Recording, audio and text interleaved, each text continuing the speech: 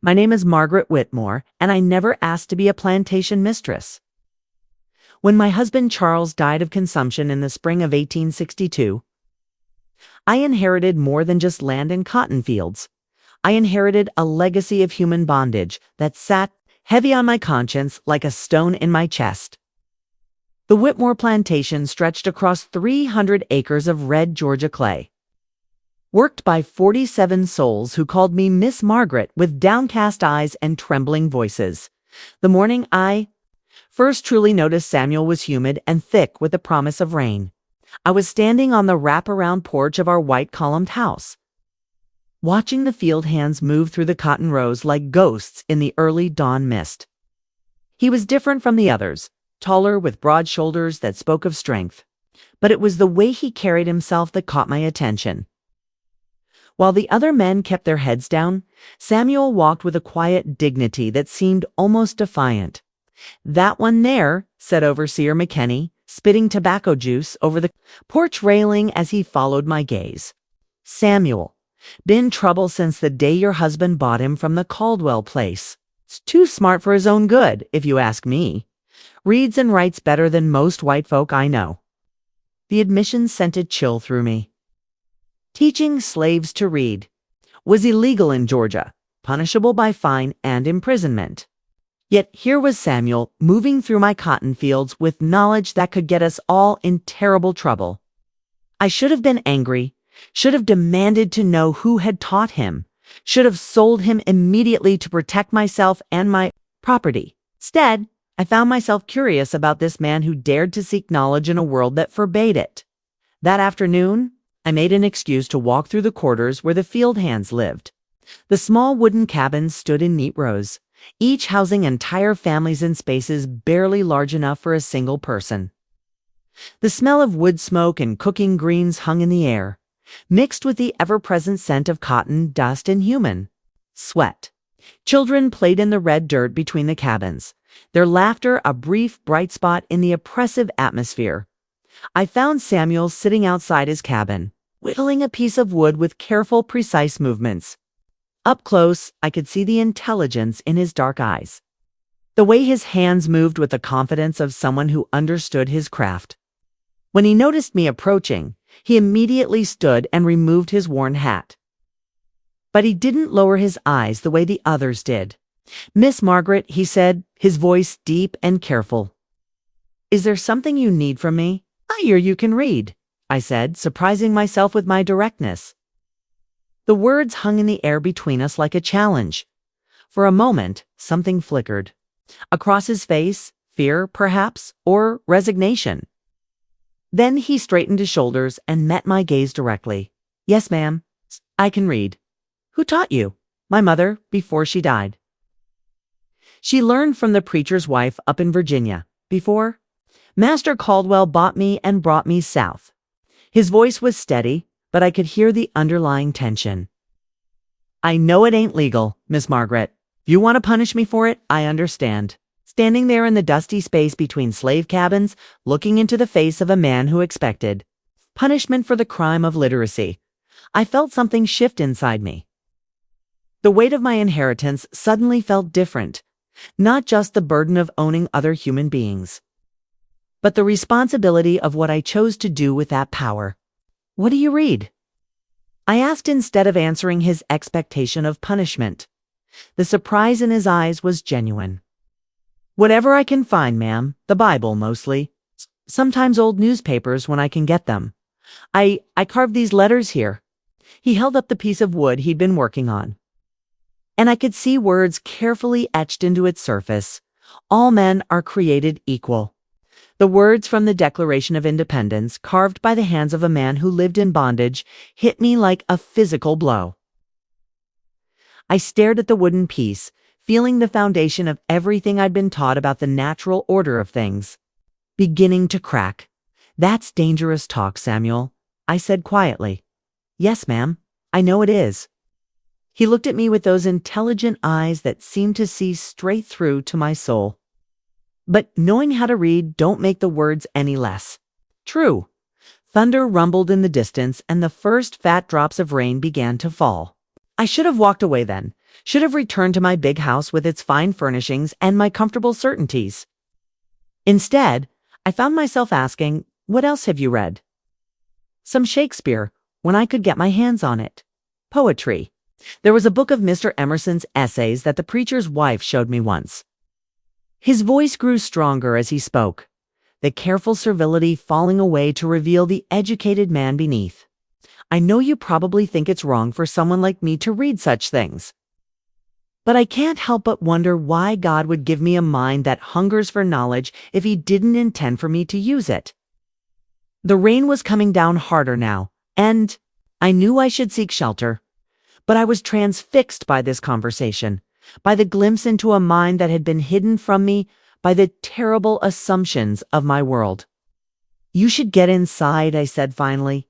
The storm's getting worse. Yes, ma'am. He replaced his hat and gathered his whittling tools. Miss Margaret, thank you for asking instead of assuming. As I hurried back to my house through the driving rain, his words echoed in my mind. I had spent my entire life assuming. I knew the natural order of things, assuming that the color of a person's skin determined their worth, their intelligence, their very humanity. But 10 minutes of conversation with Samuel had shaken those assumptions to their core. That night, sat in my late husband's study, surrounded by books that suddenly felt different to me.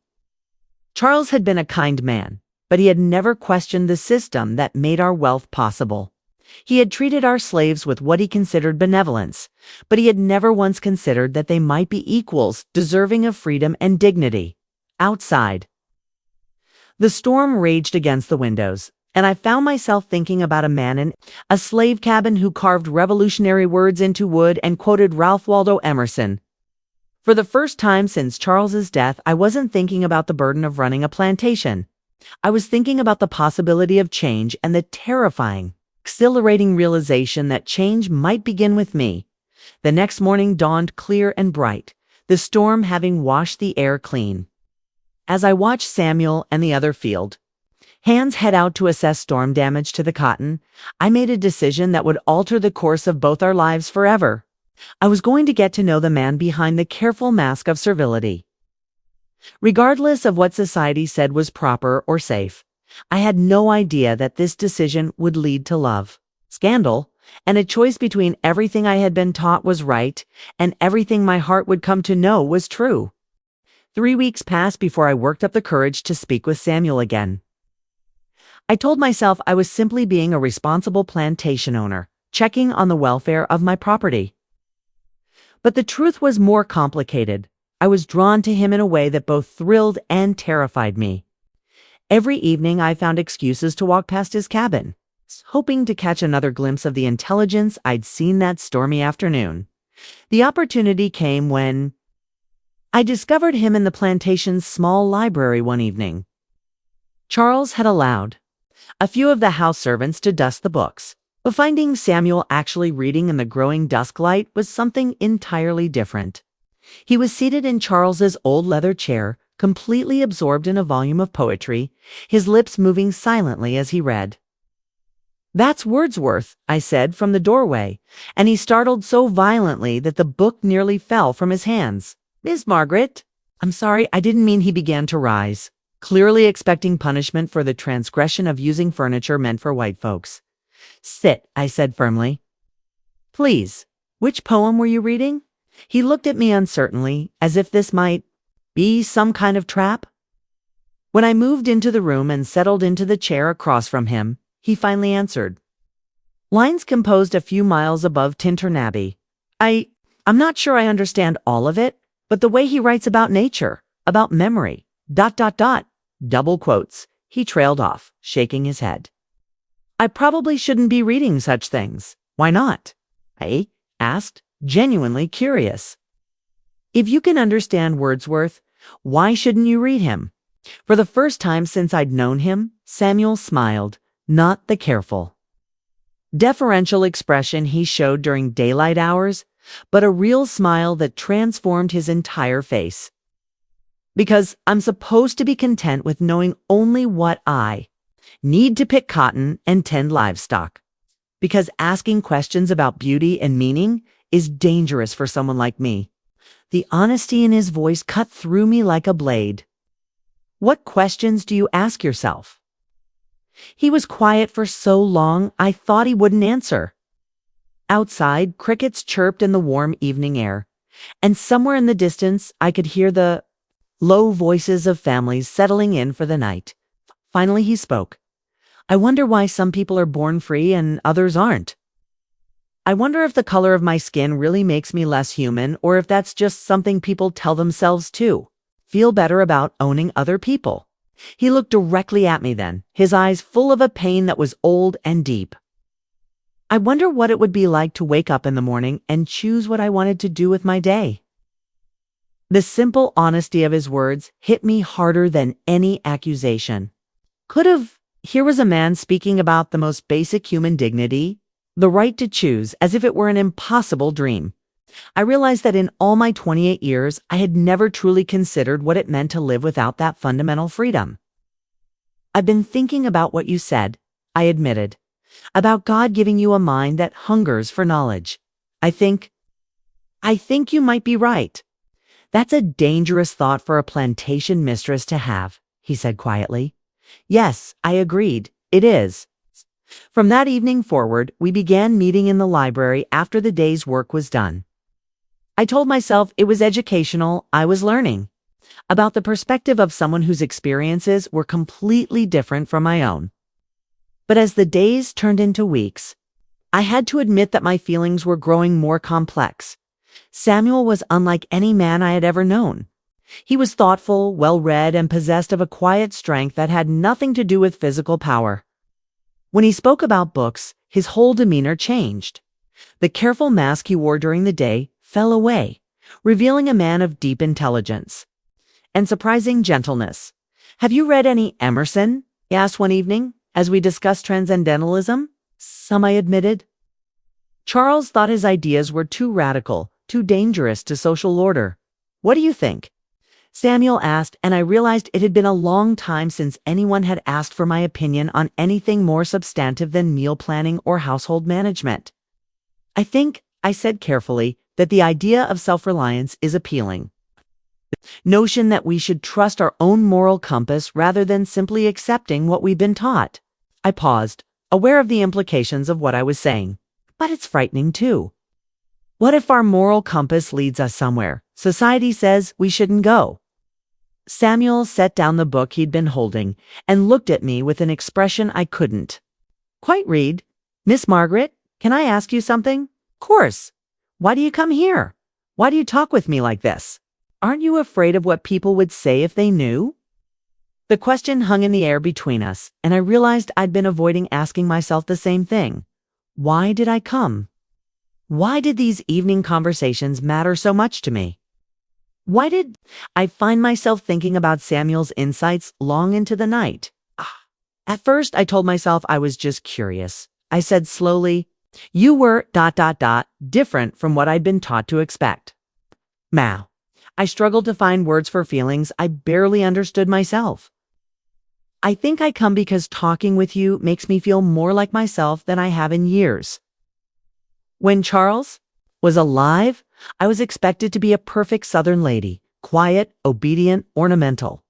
I had thoughts and opinions, but they didn't matter. With you, they seem to matter. They do matter, he said simply. Your thoughts, your questions, they matter to me more than you know. There was something in his voice, a warmth and sincerity, that made my heart race. I looked at him, really looked at him, and saw not a slave or a piece of property, but a man who saw me as I truly was and valued what he saw. This is dangerous, I whispered. Yes, he agreed. It is. But neither of us stopped meeting. If anything, our conversations became deeper, more personal. Samuel told me about his mother, a house servant who had risked everything to teach him to read. He spoke of dreams he'd had as a child before he fully understood what it meant to be enslaved. I found myself sharing things I'd never told anyone, my doubts about the society I'd been born into, my loneliness in my marriage, my fear that I was living a life that wasn't really mine.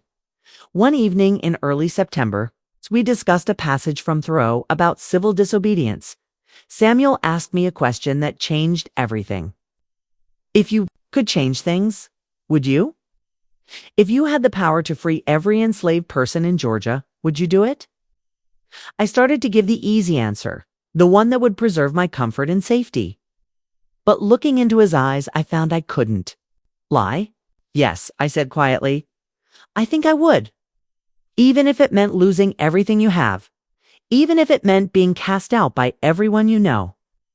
I think, I said, my voice barely above a whisper, that holding on to something built on other people's suffering isn't really having anything at all. Samuel was quiet for a long moment. When he spoke, his voice was thick with emotion. Do you know what it means to me to hear you say that? To know that at least one person in this world sees me as human. You are human, I said firmly. You're more human than most of the people I've known. You're kind, intelligent, thoughtful. You're everything a person should aspire to be. Margaret, he said, and the way he spoke my name without the title, with warmth and something deeper, made my breath catch. Samuel, I whispered back. We were leaning toward each other across the small space between our chairs, and I could see my own feelings reflected in his eyes. The moment stretched between us, full of possibility and danger in equal measure. Then he pulled back, the careful mask sliding back into place.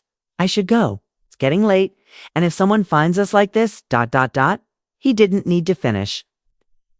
Both knew what would happen if our growing feelings were discovered. For Samuel, it would mean death. For me, it would mean social death, but death nonetheless. As he stood to leave, I caught his hand. Samuel, wait. He looked down at our joined hands, his dark skin against my pale fingers, and I saw him tremble. Margaret, we can't. You know, we can't, I know, I said. But I need you to know what I feel for you. It's real. It's the most real thing I've ever felt. He closed his eyes as if in pain, and that's exactly why this is so dangerous. He gently disentangled his hand from mine and left the library, leaving me alone with the books and the growing realization that I was falling in love with a man I could never openly claim, in a world that would destroy us both for feeling what we felt. But as I sat in that room, surrounded by words about freedom and truth and the courage to follow one's conscience, I knew there was no going back. Whatever came next, I would face it with my eyes wide open and my heart full of a love that society said was wrong, but that felt more right than anything I'd ever known. By October, our secret had become an unbearable weight. Samuel and I continued our evening meetings. But the tension between what we felt and what we could express was slowly tearing us apart. I watched him during the day, saw how he forced himself to look through me as if I were nothing more than the plantation mistress, and I felt pieces of my heart break with each careful, distant interaction. The end of our careful charade came on a humid Tuesday evening when Mrs. Eleanor Hawthorne, the town's most prominent gossip and self-appointed guardian of moral propriety, decided to pay me an unexpected visit. I had been in the library with Samuel, reading aloud from a collection of essays about human dignity. When I heard the distinctive clip-clop of her carriage approaching the house, quick, I whispered to Samuel, but there was nowhere for him to hide, and no good explanation for why he would be in the library after dark. We both knew that in seconds. Our world would come crashing down. Mrs. Hawthorne swept into the library without waiting for permission, her sharp eyes immediately taking in the scene. Samuel and I seated close together, books spread between us, the intimate atmosphere of our evening routine. Well, she said, her voice dripping with scandalized satisfaction. I had heard rumors, but I hardly believed them until now. Samuel immediately stood and stepped back, his face carefully blank, but I could see the fear in his eyes. It's not fear for himself, he had already accepted the likely consequences. Fear for me, and what this exposure would mean for my future. Mrs. Hawthorne, I said, rising with as much dignity as I could muster, what brings you here so late in the evening? I think that question might better be asked of you, Margaret Whitmore. Her voice was sharp as glass. What brings you here, alone with a Negro man? in circumstances that any decent person would find shocking.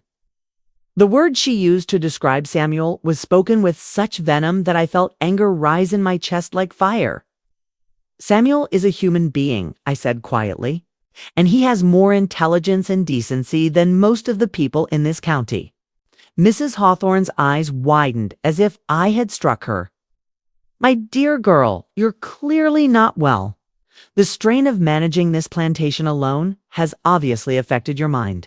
But don't worry. I'll make sure you get the help you need. I don't need help, I said firmly. What I need is for people to see what I see, that the color of someone's skin doesn't determine their worth. Margaret, stop talking, Samuel said urgently. Please, you're only making things worse for yourself. But I was beyond caring about making things worse. Standing in that library, watching Mrs. Hawthorne look at Samuel as if he were something dangerous and disgusting, I felt the last of my patience with polite society finally snap. No, Samuel, I'm tired of pretending. I'm tired of living in a world where people like Mrs. Hawthorne can own other human beings and still consider themselves Christian. I'm tired of a society that values the color of skin over the content of character. Mrs. Hawthorne's face had gone pale. You're talking about abolition? About the destruction of our entire way of life. I'm talking about justice, I replied. And if justice destroys our way of life, then perhaps our way of life deserves to be destroyed. The older woman stared at me for a long moment, and I could see her mind working, calculating how to use this information to maximum effect. Finally, she turned to Samuel with a look of pure hatred. Boy, what spell have you cast on this poor woman? What lies have you filled her head with? Samuel straightened to his full height, and for a moment his careful mask of subservience fell away completely. I've told her no lies, ma'am. It's only truths that she was brave enough to hear. Brave. Mrs. Hawthorne laughed, but there was no humor in it.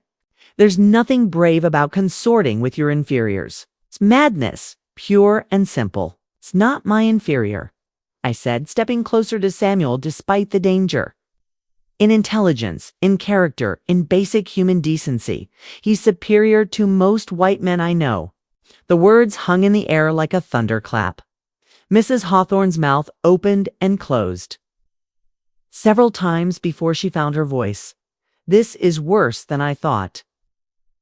Margaret, child, you need help immediately. Going to speak with Dr. Morrison about having you committed for treatment. Clearly, the isolation and stress have driven you to madness. I'm not mad, I said calmly. I'm awake. For the first time in my life, I'm truly awake. After Mrs. Hawthorne left, her carriage wheels spinning up clouds of dust in her haste to spread the news, Samuel and I stood in the library facing the ruins of our secret world. You shouldn't have said those things, he said quietly. You've destroyed yourself for nothing. Not for nothing, I replied, moving to stand beside him. For truth. For the possibility that love might be stronger than hatred. He turned to look at me then, and I saw tears in his eyes. Love. Yes, I said simply. I love you, Samuel. I love your mind, your heart, your strength. I love the way you see the world the way you've helped me see it too. And I'm not sorry Mrs. Hawthorne knows, because I'm tired of hiding what I feel. Margaret, he whispered, and then his arms were around me, and I was kissing him with all the pent-up longing of months of careful distance and stolen glances. For a moment, nothing else existed, not society's rules, not the danger we faced, nothing but the truth of what we felt for each other. When we finally broke apart, I saw my own determination reflected in his eyes. What happens now? He asked. We face whatever comes together, I said. But first, there's something I need to do. The next morning, I gathered all 47 enslaved people on my plantation in the space behind the main house. Word of Mrs. Hawthorne's visit had already spread, and I could see fear and uncertainty in their faces. They knew that when plantation mistresses went mad, was often the enslaved who paid the price. Samuel stood slightly apart from the others, his expression carefully neutral, but I could see the tension in his shoulders. He had tried to talk me out of what I was planning, but I had made up my mind. "I have something to tell all of you," I began, my voice carrying clearly in the morning air. "Last night, Mrs. Hawthorne discovered that I've been meeting with Samuel in the evenings, talking about books and ideas. She considers this behavior scandalous and plans to have me declared mentally unfit." Murmurs rippled through the crowd. Several people glanced nervously at Samuel, clearly wondering what his fate would be. "But before anyone comes to take over this plantation, I want you all to know something. I've prepared legal documents freeing every one of you. You're no longer enslaved. You're free to go wherever you choose to make your own decisions about your lives." The silence that followed was profound. I could see shock, disbelief, and cautious hope warring on their faces. "Why?" asked an older woman named Ruth, who had been with the plantation since before I was born. "Why would you do such a thing?" I looked at Samuel, then back at the group of people who had been treated as property their entire lives. "Because it's right," I said simply. "Because every person deserves to choose their own path, to live with dignity, to love whom they choose, without fear. Because Samuel taught me that the value of a human being isn't determined by the color of their skin. And once you see that truth, you can't unsee it." "What about you?" asked a young man named Thomas. "What will happen to you?" "I don't know," I admitted. "But I do know that I'd rather face an uncertain future as a person who did what was right than live a comfortable life built on what I know is wrong." As the crowd slowly dispersed, people talking quietly among themselves about this unexpected gift of freedom, Samuel approached me. His eyes were bright with unshed tears. "You realize what you've just done?" said. "You've given up everything. Your home, your security, your place in society." "No," I said, taking his hand boldly in the full light of day. "I've finally found everything that matters." The sound of approaching carriages interrupted our moment.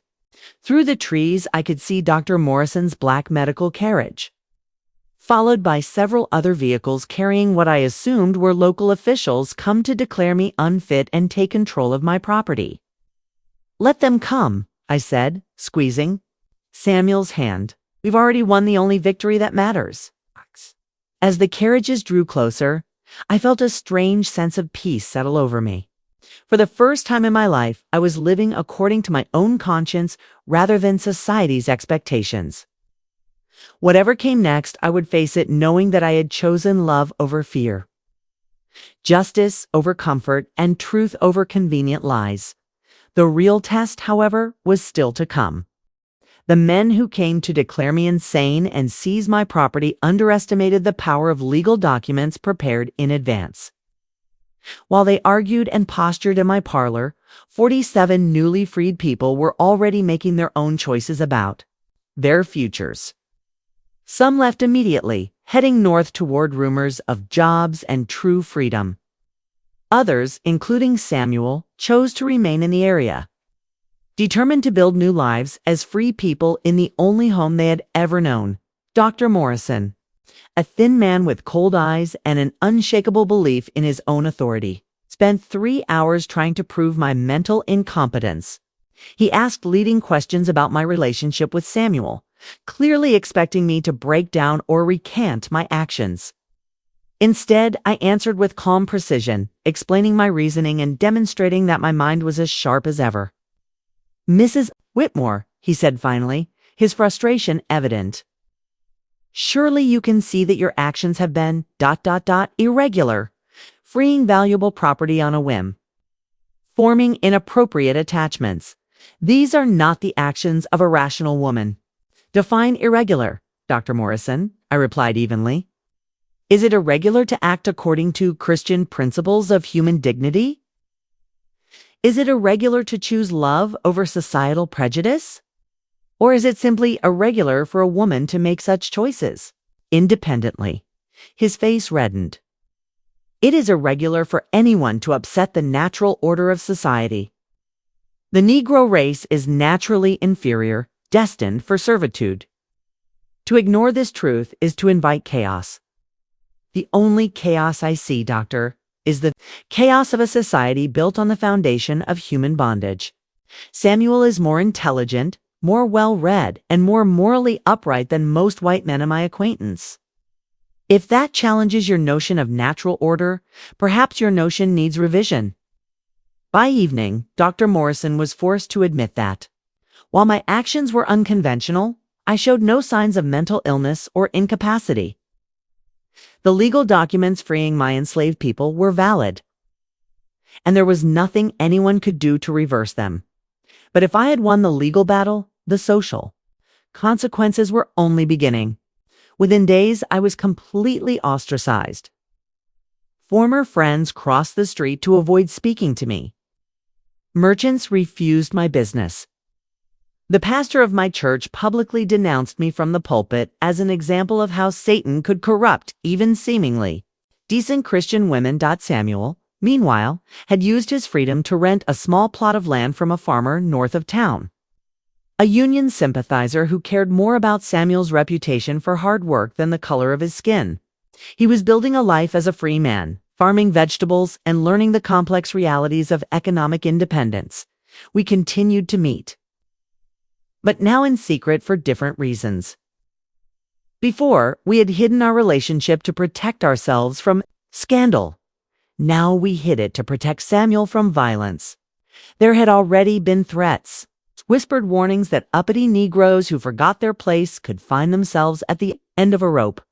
One evening in late November, as autumn gave way to the first chill of winter, Samuel came to me with news that changed everything. "Margaret," he said, his voice tight with controlled emotion, "I'm leaving." We were sitting by the small fire in what had once been the Plantation's overseer house, which I had moved to after the main house became too expensive to maintain alone. The wind rattled the windows, and I pulled my shawl closer around my shoulders. "Leaving," I repeated, though I had been expecting this day would come. "There's been more talk in town. Someone saw us together last week, and the threats are getting more specific." He took my hands in his, and I could feel them trembling slightly. "I won't put you in danger, and I won't give them the satisfaction of finishing what they've started. Where will you go? North. Ohio, maybe, or Pennsylvania. Somewhere I can live as a free man without looking over my shoulder every day." His voice broke slightly. "Somewhere I can build a life without bringing danger to the woman I love." The words hung between us the first time either of us had spoken that truth aloud. I felt tears burning my eyes, but I refused to let them fall. "Take me with you," I said. Samuel's eyes widened. "Margaret, you can't be serious. Do you know what that would mean? What kind of life we'd have? The stares, the hatred, the constant struggle just to survive?" "I know it won't be easy," I replied. "But do you know what kind of life I'd have here without you? Empty, meaningless. I've already lost everything that connected me to this place. The only thing that matters to me now is you." "You don't understand," he said desperately. "I'm not just talking about social disapproval. There are places where what we feel for each other is illegal, where they could imprison us or worse. Are you really willing to risk that?" I stood and moved to the window, looking out at the land. That had been my prison and my home. In the distance, I could see the lights of town, the place where I had once been welcome and was now reviled. Behind me, I could hear Samuel's ragged breathing as he waited for my answer. "Samuel," I said without turning around, "do you remember the first night we talked about Emerson? About self-reliance and trusting our own moral compass?" "Yes. You asked me if I would be willing to go where my moral compass led, even if society said I shouldn't? Well, my moral compass is leading me to you, to a life where love matters more than law, where character matters more than color, where two people can build something real and true regardless of what the world thinks of them." I turned to face him then and saw my own determination reflected in his eyes. "But I won't ask you to take that risk for me," I continued. I'll only come with you if you want me there. Do you believe that what we have is worth fighting for?" Samuel was quiet for a long moment, and I could see him weighing love against safety, hope against fear. Finally, he spoke. "When I was a child, I used to dream about what it would be like to choose my own life, to wake up each morning and decide for myself what kind of man I wanted to be." He smiled then, the first real smile I'd seen from him in weeks. "I choose to be a man who's brave enough to fight for love. I choose to be a man who believes that truth is stronger than prejudice. And I choose to be a man who refuses to let fear keep him from the woman who saw his humanity when the rest of the world saw only his chains." "Then we'll go together," I said. 3 days later, we left Georgia in a borrowed wagon, carrying what few possessions we could manage and a handful of coins that represented the last of my dissolved assets. As we crossed the state line into Tennessee, Samuel reached over and took my hand. "Are you sorry?" he asked. "About everything you've given up?" I looked back at the landscape we were leaving behind, then forward at the uncertain road ahead. Beside me sat a man who had been legally considered property just months before, but who possessed more dignity and strength than anyone I had ever known. We faced an unknown future in a world that would judge us harshly, but we faced it together. "Only thing I'm sorry about," I said, squeezing his hand, "is that it took me so long to understand what really matters."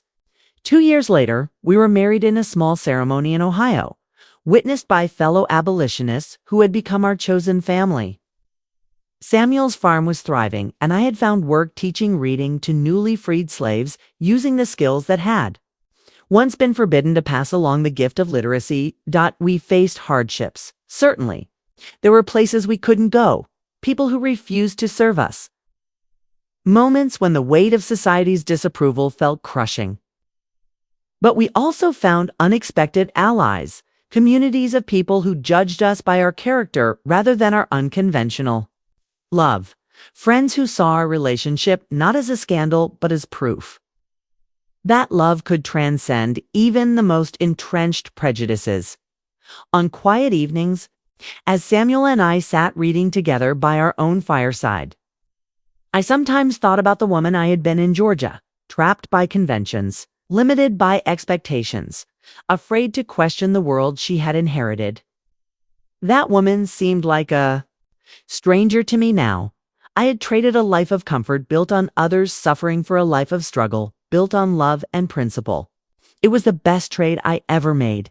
And when Samuel would look up from his book and smile at me across our simple room, I knew that we had indeed won the only victory that truly mattered, the victory of choosing love over fear, justice over comfort, and the courage to build a life true to our deepest convictions regardless of what the world thought of us. Our love had been called scandalous, illegal, immoral, and impossible. But sitting there in our small home, surrounded by the life we had built together, it felt like the most natural and right thing in the world. And that, I realized, was exactly what it had always been.